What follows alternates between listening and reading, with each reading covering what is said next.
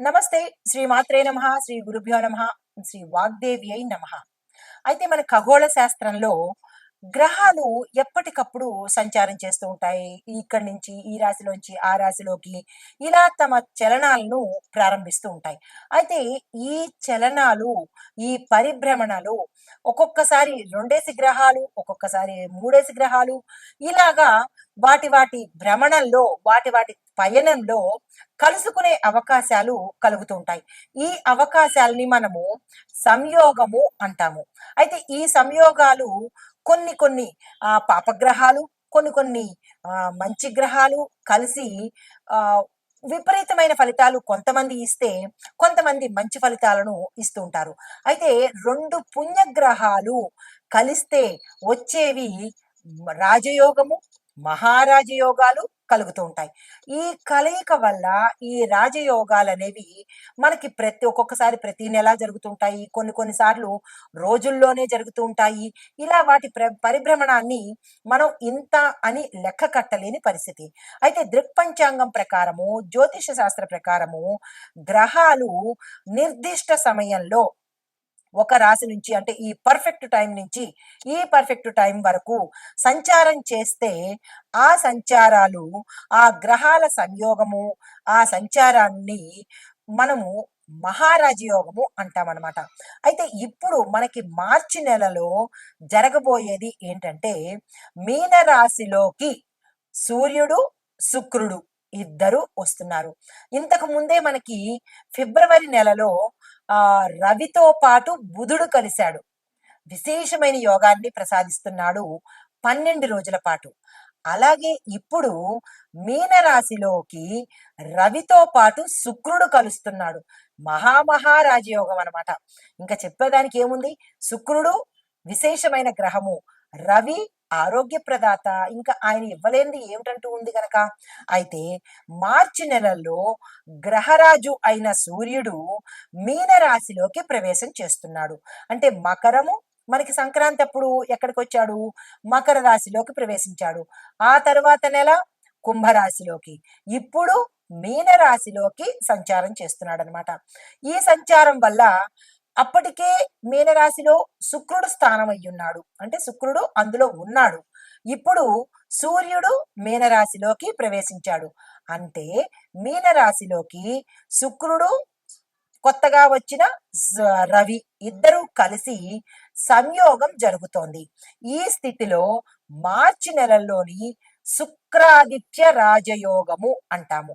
మనకి ఫిబ్రవరిలో వచ్చింది బుధాదిత్య రాజయోగము. బుధుడితో ఆదిత్యుడు రవి కలిసి ఉంటే వచ్చే రాజయోగము ఫిబ్రవరి నెలలో వచ్చింది. ఇప్పుడు శుక్రాదిత్య, శుక్రుడు ప్లస్ ఆదిత్యుడు ఇద్దరు కలిసి మహారాజయోగాన్ని ప్రసాదిస్తున్నారు. అయితే దీనివల్ల మనకి కొన్ని రాశులకు ఎలాంటి పరిణామాలు ఉంటాయి, ఎలాంటి ఫలితాలు ఇస్తారు అనే అంశాన్ని మనం తీసుకుందాము. ముందుగా అంటే కొన్ని రాశుల వారికి మాత్రమే మంచి ఫలితాలని ఇవ్వబోతున్నారు. అయితే ఈ శుక్రాదిత్య రాజయోగం వల్ల ఆ ఎలాంటి ప్రయోజనాలు ఇస్తున్నాడు అంటే కర్మగృహంలో ఈ రాజయోగం జరగబోతోంది కాబట్టి ఉద్యోగాలు చేసే వాళ్ళకి ప్రమోషన్స్ రావడము, వ్యాపారాలు చేసే వాళ్ళకి లాభాలు రావడము, కార్యాలయాల్లో ఉండే వాళ్ళకి కొత్త పనులు రావడము, తండ్రి బిడ్డల యొక్క సంబంధము చక్కగా ఉండడము, భార్యాభర్తలు అన్యోన్యంగా ఉండడము, తరువాత గతంలో విడిపోయిన వాళ్ళు కలుసుకోవడము, కుటుంబ పరంగా కావచ్చు, లేదా అంటే మిత్రులు కావచ్చు, బంధువులు కావచ్చు, వీళ్ళందరూ కలిసి ఒక కుటుంబంగా ఏర్పడము, వివాదాలు తొలగిపోవడము, మనస్పర్ధలు పోవడము, ఆహ్, ఆర్థిక పరంగా ఏ చేసినా సరే కరెక్ట్ గా ఉండడము. అంటే ఈ శుక్రుడు సంబంధాలని కుదురుస్తాడు. ప్రేమ, ఆప్యాయతల్ని అందరి మధ్య ఇస్తూ ఉంటాడు. అయితే అలాంటి వాటితో పాటు మనం ఏదైనా పెట్టుకోవాలన్నా, కొనుక్కోవాలన్నా ఇలాంటి ఆర్థిక పరమైన లావాదేవీలు చేసుకోవాలన్నా ఇలాంటి వాటన్నిటికీ కూడా ఈ శుక్రుడు మంచి చేస్తాడు. దీనితో పాటుగా కొంతమందికి ఆర్థిక పరమైన ఇబ్బందులే కాకుండా శారీరక పరమైన ఇబ్బందులు, కుటుంబపరమైన సమస్యలు కూడా ఉంటుంటాయి. పిల్లలకి తల్లిదండ్రులకి పడకపోవడము, లేదంటే భార్యాభర్తలకి పడకపోవడము, ఇలాంటి కొట్లాట్లు రావడము, అనవసరమైన అపనిందలు పడడము, ఇలాంటి గతంలో ఏదైతే చెడు అనుభవించారో ఆ చెడు ఫలితాలన్నీ ఈ ఆదిత్య శుక్రుడు కలిసి తీసివేసి మంచి జరగబోయేందుకు వీరిద్దరూ ముందుకొస్తున్నారు. అయితే దీనితో పాటుగా అంటే మనం ఇంకా ఏం చెప్పుకోవచ్చు అంటే ఇన్‌డెప్త్ గా ఇది గోచార రీత్యా జ్యోతిష్య పరంగాను. అయితే ప్రతి వ్యక్తికి పుట్టినప్పుడు ఒక రకమైన జన్మ సమయం ఉంటుంది కదా! ఆ జన్మ సమయాన్ని మనం లగ్నము అంటాము.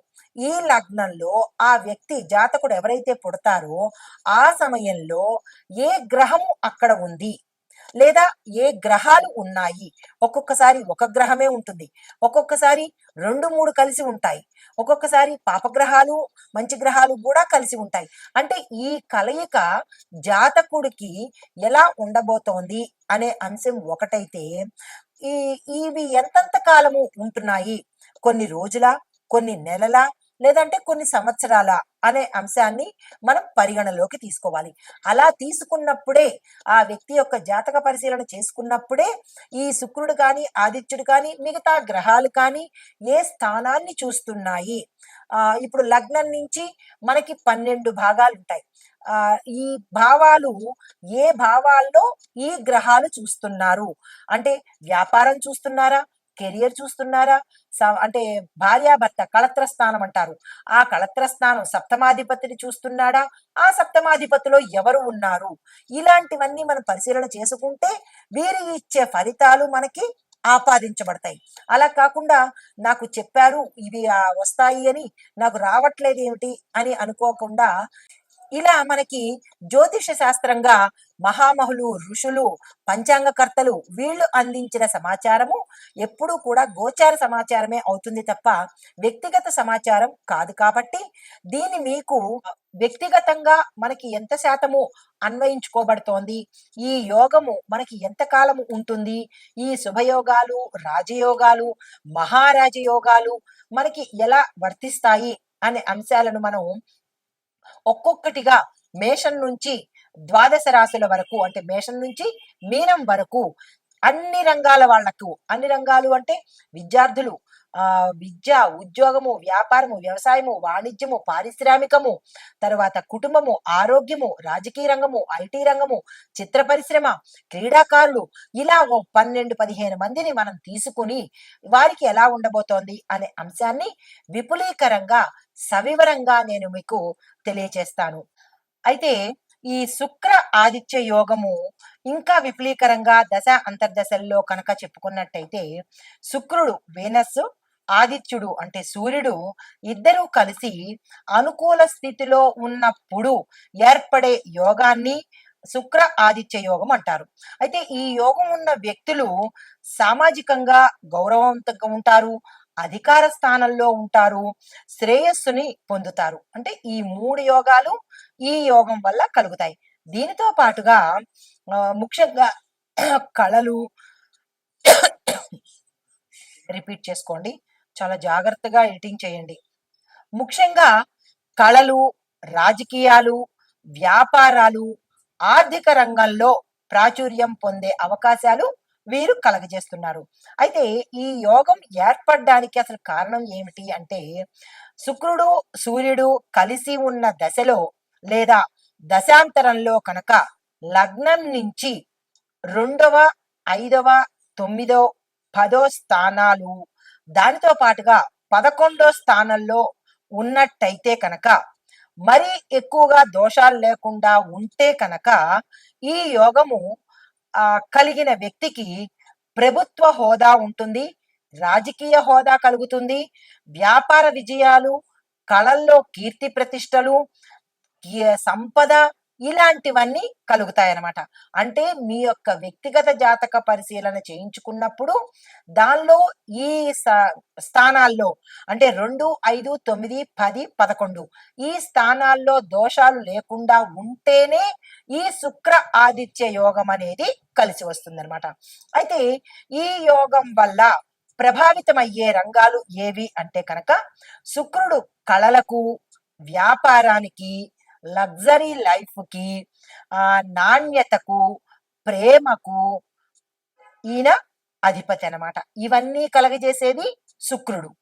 తర్వాత ఆదిత్యుడు అంటే రవి ఏమిటేమిటి ఇస్తాడు అంటే కనుక ప్రభుత్వ హోదా ఇస్తాడు. అంటే మంచి హోదా గల జీవితాన్ని ఇస్తాడు. అధికారం ఇస్తాడు. దీంతో పాటు నాయకత్వ లక్షణాలు, లీడర్‌షిప్ క్వాలిటీస్ కూడా ఈయన ఇస్తాడు. ఇది ఏ రంగాల వాళ్ళకి ఇవి ఉండబోతున్నాయి, ఈ యోగం ఎవరెవరికి ఉండబోతోంది అనేది కూడా నేను మీకు వివరంగా తెలియపరుస్తాను. ముందుగా రాజకీయ నాయకులు కనుక చూసినట్టయితే వారికి అంటే మొదటగా రాజకీయ నాయకులకు అధికారము, ప్రజాదరణ పొందుతారు. నెంబర్ 2 సినిమా రంగం వాళ్ళు అంటే కళారంగంలో ఉన్న వాళ్ళు, నటీనటులు, గాయకులు, దర్శకులు వీళ్ళ ముగ్గురు కూడా ప్రజాదరణ, కీర్తి, పేరు, ధనము ఈ 3 పొందుతారు. తర్వాత మూడోది వ్యాపారస్తులు. ఎలాంటి వ్యాపారస్తులు అంటే కనుక సక్సెస్ఫుల్ బ్రాండ్స్ నడిపేవాళ్ళు అంటే బ్రాండింగ్ అంటుంటాం కదా మనం.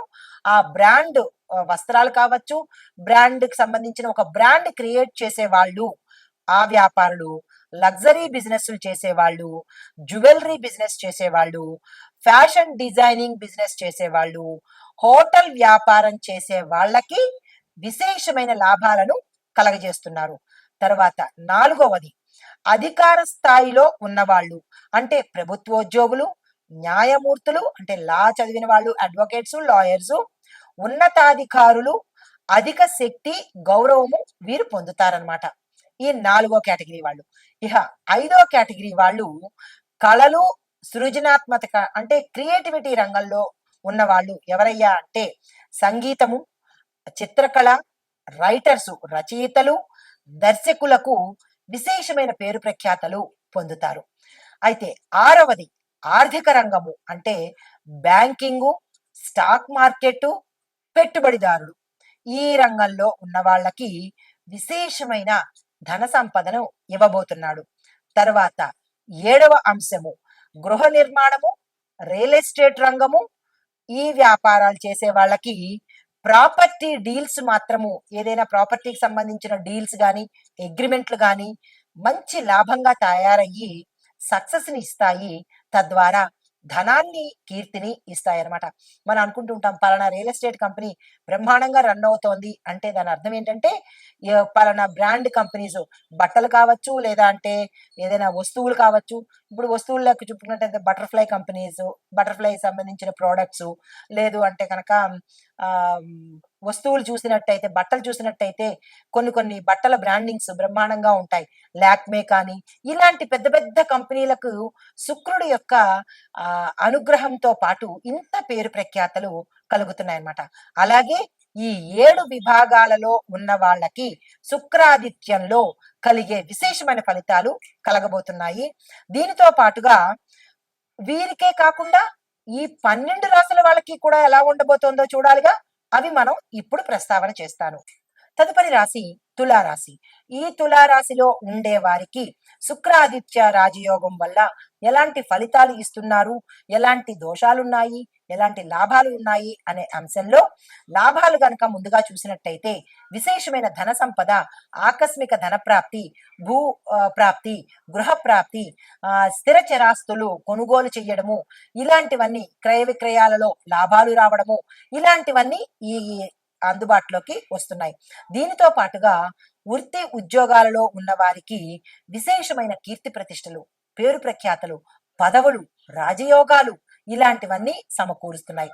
దానితో పాటుగా కళారంగంలో ఉన్న వారికి పేరు ప్రఖ్యాతలు రావడంతో పాటు ధనము, పారితోషికము రావడము, సన్మానాలు, సత్కారాలు రావడము, పాన్ ఇండియా లెవెల్లో మీ పేరు మార్మోగడము, కళారంగంలో ఉన్నవారు కానీ, మోడలింగ్ రంగంలో ఉన్నవారు కానీ, సినిమా రంగంలో ఉన్నవారు కానీ ఎవరైనా సరే ఈ రాశిలో ఉండే వారికి తప్పనిసరిగా కీర్తి ప్రతిష్టలు వస్తాయి, సన్మానాలు జరుగుతాయి, పారితోషికాలు పెరుగుతాయి. ఏవైనా కాంపిటీషన్స్ లో మీరు పాల్గొన్నారనుకోండి, అంటే మిస్ ఇండియా, మిస్టర్ ఇండియా, ఇలా మిసెస్ ఇండియా, ఇలాంటివి ఏవైనా నేషనల్ లెవెల్లో కానీ ఇంటర్నేషనల్ లెవెల్లో కానీ కాంపిటీషన్స్ కి మీరు అప్లై చేసుకుంటే కనుక మంచి, అంటే మీరే ఫస్ట్ ప్రైజ్ తెచ్చుకునే అవకాశము కలగబోతోంది. అలాంటి ప్రయత్నాలు ఎవరైనా చేసే వాళ్ళు ఉంటే తప్పనిసరిగా చేసేసుకోండి. అయితే దోషాలు ఏమైనా ఉన్నాయి అంటే చూసినట్టయితే మీ కుటుంబంలో ఒత్తిళ్లు వచ్చే అవకాశము, కుటుంబ పరంగా విడిపోయే అవకాశము, భార్యాభర్తల మధ్య ఒకంత నష్టాలు జరిగే అవకాశము, దూరంగా వెళ్ళిపోయే అవకాశము, మిత్రులు కూడా శత్రువులుగా మారే అవకాశము, ఇలాంటివన్నీ డిస్టర్బెన్సెస్ కనబడుతున్నాయి. దాన్ని జాగ్రత్తగా సంయమనంతో పరిష్కారం చేసుకోండి. కొంతమందికి కొన్ని వ్యాపారాలలో ఒడిదుడుకులు రావడంతో పాటు నష్టాలు కూడా వచ్చే అవకాశం కనబడుతోంది. జాగ్రత్తలు తీసుకోండి. అది మీ వల్ల కావచ్చు, లేదా మీ కింది పనిచేసే ఉద్యోగస్తుల వల్ల కూడా కావచ్చు. అది ఎక్కడ ఏమిటి అనేది మీరు యోచన చేసి దాన్ని కనుక అధిగమించినట్టయితే విపరీతమైన నష్టాలకు పోయే అవకాశము ఉండదన్నమాట. దీనితో పాటుగా కొన్ని వ్యాపార రంగంలో అగ్ని ప్రమాదానికి గురి అయ్యే అవకాశం ఉంది. జాగ్రత్తలు తీసుకోండి. ఏదో ఇన్సూరెన్స్ వచ్చేస్తుంది కదా అని చెప్పి నిర్లక్ష్య ధోరణి పెట్టుకోకుండా, ఇన్సూరెన్స్ రావడం అనేది సెకండరీ అయితే కనుక స్వయంగా మీ అంతట మీరు అలాంటి తప్పిదాన్ని చేయకుండా జాగ్రత్తలు తీసుకోండి. అయితే కొంతమంది కొన్ని రంగాల్లో ఉన్నవాళ్ళు విపరీతమైన పెట్టుబడి పెట్టడము, అంటే మనకు అన్ని రకాలుగా వస్తోంది, ఇంకా ఎక్కువగా ఓవర్ ఎక్సైట్మెంట్‌తో విపరీతమైన పెట్టుబడులు వెనక ముందు చూడకుండా, ఏ కంపెనీ మంచిదవునా కాదా చూడకుండా పెట్టేస్తూ ఉంటారు. అలాంటి వాళ్ళు టోటల్‌గా నష్టపోయే అవకాశం ఉంది. జాగ్రత్తలు తీసుకోండి. భాగస్వామి ఒప్పందాలు చేసుకోవడానికి ఎవరైనా ప్రయత్నం చేసినా, విదేశాల్లో నేను నా వ్యాపారాన్ని పెట్టుకుందామనుకున్నా, ఒకింత ఎంక్వైరీ చేసి జాగ్రత్తలు తీసుకుని కనుక మీరు చేసినట్టయితే లాభాలు పొందే అవకాశం గోచరిస్తోంది. అయితే మీకు చెప్పదగిన పరిహారము, శుక్రవారం నాడు లక్ష్మీ అమ్మవారి పూజ చేసినట్టయితే కనుక ఒకంత మంచి జరిగే అవకాశము గోచరిస్తోంది. ఈ పరిహారాలను పాటించుకుంటూ ఈ రాశిలో ఉండేవారు విశేషమైన కీర్తి ప్రతిష్టలతో పాటు అణకువగా ఉండండి. మీకు వచ్చే పేరు ప్రతిష్టలని కాపాడుకునే ప్రయత్నం చేయండి. ఇది ఈ రాశి వారికి చెప్పదగిన శుక్ర ఆదిత్య యొక్క మహారాజ యోగం. అయితే ఇప్పుడు మనము ఆ ప్రతి ఒక్క రాశికి ఎట్లా ఉండబోతోందో చూసుకున్నాం కదా.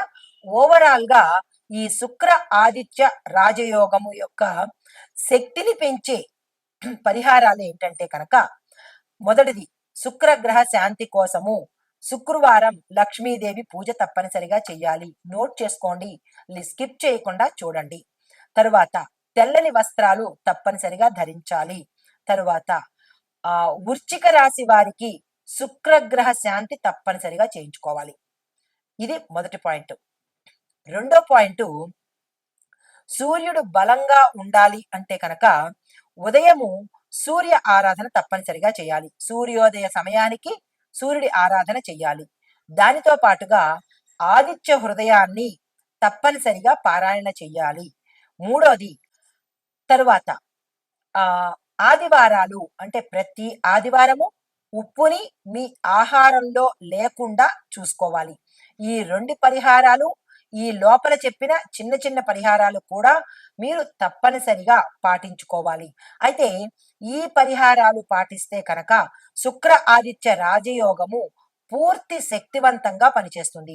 ఇందులో మీరు ఏ ఒక్క పరిహారము పాటించకపోయినా మాకు ఫలితాలు రాలేదు, ఎందువల్ల మీరు తప్పు చెప్పారా లేకపోతే శాస్త్రమే తప్ప అనే ప్రయత్నం చేయకండి. మీరు తప్పు చేసి మీరు పాటించకపోగా శాస్త్రాన్ని తప్పు పట్టే హక్కు మనకి లేదు కదా.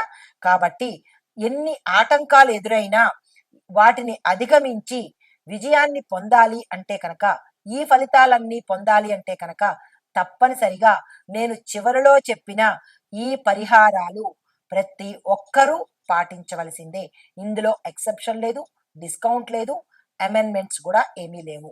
ఇది మీ జాగ్రత్త కోసము, మీరు లాభపడ్డానికి, మీరు మరింత సంతోషంగా ఉండడానికి, వారి యొక్క అనుగ్రహం సంపూర్ణంగా పొందాలి అని కోరుకుంటూ నమస్తే.